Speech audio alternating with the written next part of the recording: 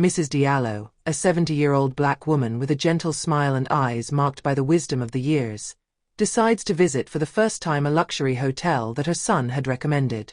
For a long time, she had dreamed of seeing with her own eyes this place he had spoken of so much, a location where elegance and refinement blended with a breathtaking view of the sea. She arrives dressed simply but with undeniable taste, wearing a long emerald green dress that, in its simplicity, enhances the nobility of her figure and contrasts harmoniously with her ebony skin.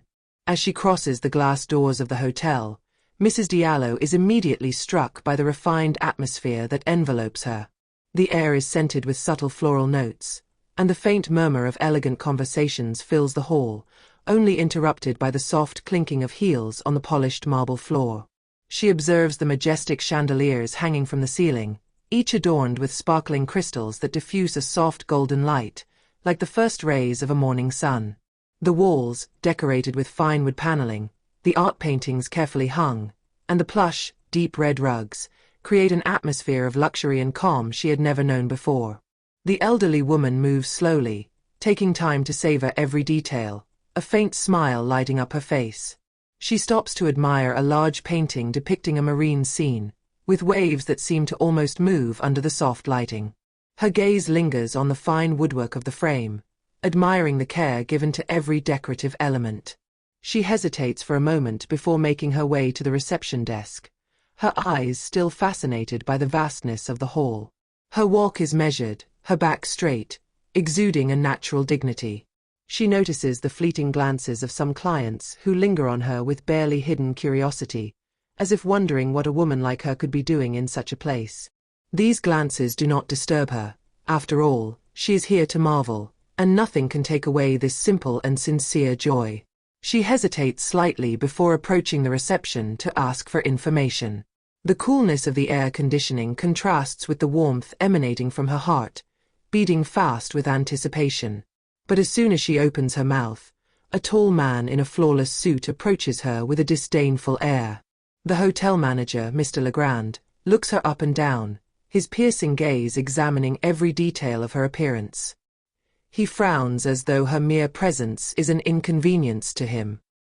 His expression shifts between disgust and annoyance, as if he cannot fathom that a woman like her would have the audacity to be in his establishment. In a sharp tone he asks, "Madam, are you sure you're in the right place? This resort is reserved for distinguished guests." The words leave his mouth like arrows, striking straight at Mrs. Diallo's heart. His voice is cutting, resonating throughout the grand hall, where glittering chandeliers hang above, highlighting the contrast between the luxury around her and the humiliation she feels. Ignoring her gaze full of softness and patience, he adds, louder, almost indignantly, so the other clients can hear, "I think you're in the wrong place." The elderly lady, though stung by his arrogance, remains calm. She raises her head slightly, defying the injustice of his words.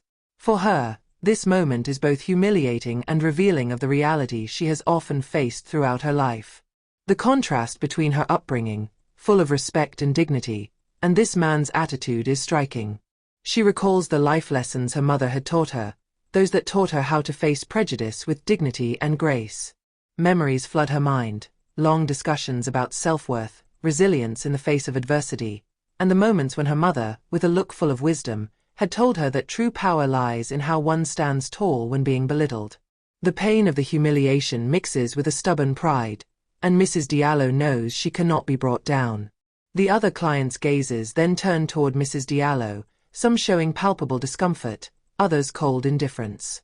Whispers begin to spread throughout the hotel lobby, a collective murmur of curiosity and surprise. Despite the humiliation, Mrs. Diallo remains calm, offering a soothing look to the manager, as if trying to diffuse the rising tension. She replies softly, "I believe I am in the right place, sir."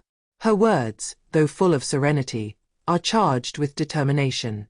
She feels that every syllable matters, every inflection of her voice resonating as a challenge. Mr. Legrand, irritated by her response, raises his voice even further, his anger betrayed by the redness creeping up his impeccably shaved cheeks.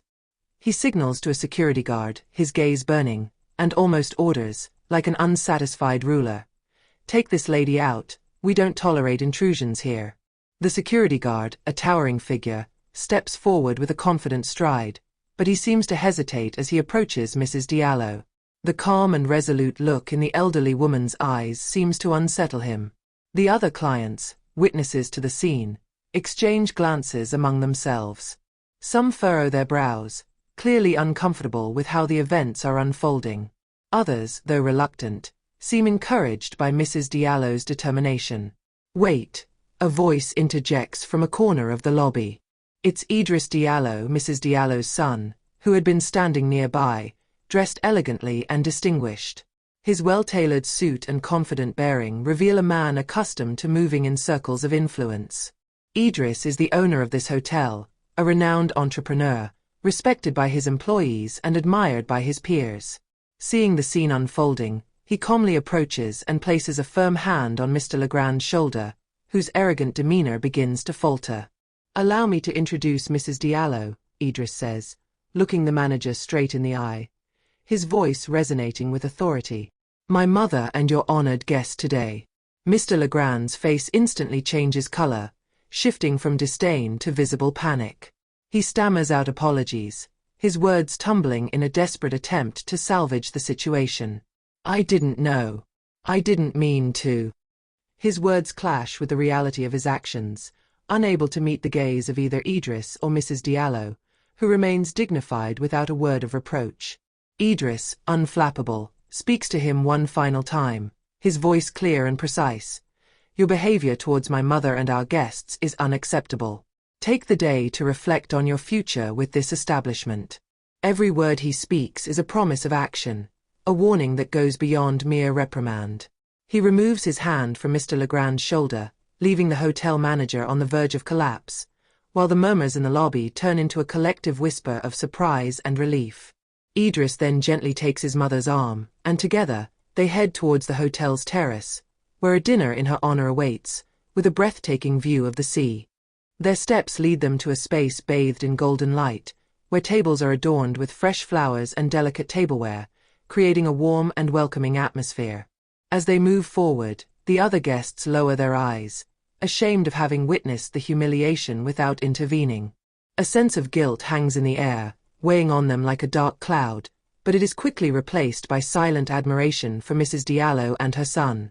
Mrs. Diallo, still calm, casts a benevolent glance at her son. She sees in him not only the accomplished businessman he has become, but also the little boy she raised with so much love and values. Her pride is immense, and her heart overflows with gratitude. "Idris," she murmurs, "I am so proud of you." Idris smiles at her, his determination mingling with palpable tenderness. "Mom, no one should ever treat you like that. You deserve all the respect in the world." They reach their table, where attentive staff welcomes them, ready to make this moment unforgettable. The other diners around them watch, most still shaken by the incident, but also moved by the strength of this family bond. The dinner begins, with refined dishes passing by, and Mrs. Diallo feels enveloped in a bubble of warmth and love. The view of the sea, sparkling under the setting sun, offers a soothing beauty, contrasting with the commotion of the lobby. Every bite she takes reminds her of the efforts and sacrifices she made to get here, to celebrate not only her life but also her son's success. "Mom, I want you to know that this hotel is the result of our history, of your sacrifices and strength," Idris says, his voice resonating with pride. "Every brick here carries a bit of you." The words resonate deeply in Mrs. Diallo's heart, and she lets out a smile, her eyes lighting up with gratitude. "And I am so thankful to be able to share this moment with you. Together, we show the world what we can accomplish." As they raise their glasses for a toast to life, dignity, and family love, the other guests, feeling inspired by this demonstration of resilience, begin to clap softly, turning the dinner into a collective celebration of solidarity and respect. Idris, though resolute in his actions, feels the wisdom and gentleness of his mother soothing his anger. "Don't be too hard on him, Idris," she murmurs, smiling, as if she can see beyond the humiliation endured, seeking the seed of goodness that could still be nurtured. "Maybe he will learn from this lesson." These words resonate in him like a soothing melody, reminding him of the values his mother instilled in him from a young age. patience, respect, and above all, the ability to turn every challenge into an opportunity for growth. Inspired by this perspective, Idris nods slowly, realizing that the situation goes far beyond a simple dismissal. He understands that his role as a leader also involves the responsibility to guide and teach. "You're right, Mom. Maybe he needs a second chance." Taking a moment to assess the options before him, Idris thinks to himself that this incident could serve as a springboard for profound change within his establishment. "I'm going to fire Mr. Legrand, but at the same time, I'll give him the opportunity to learn from his mistakes.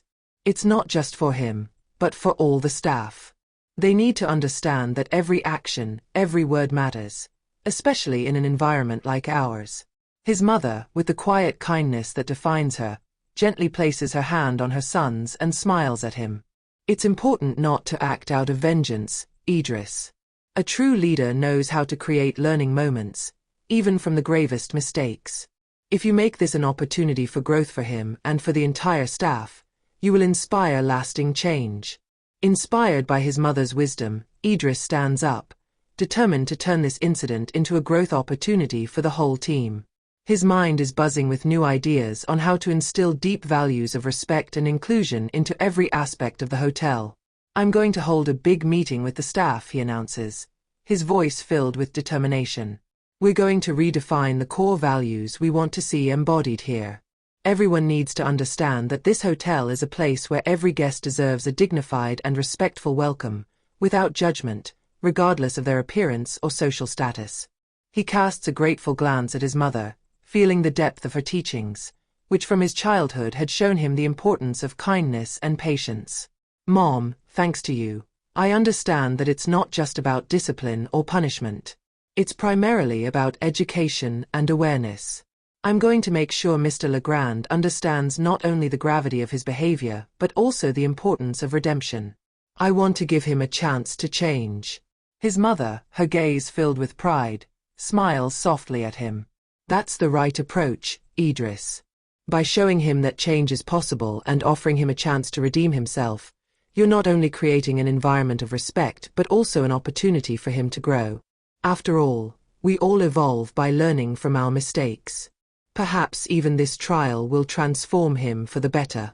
A few days later, Idris gathers his entire staff in the grand reception hall. The elegant and bright decor of the room contrasts with the seriousness of the meeting, and each employee, from the housekeepers to the reception managers, feels the weight of the moment. Idris stands before them, hands clasped, his gaze kind but determined. He takes a deep breath and begins his speech. "We have chosen to work in a place that represents elegance, quality, but above all, humanity. Our mission is not only to provide exceptional services but also to respect every person who walks through our doors. This includes our guests, our colleagues, and everyone who is part of this establishment."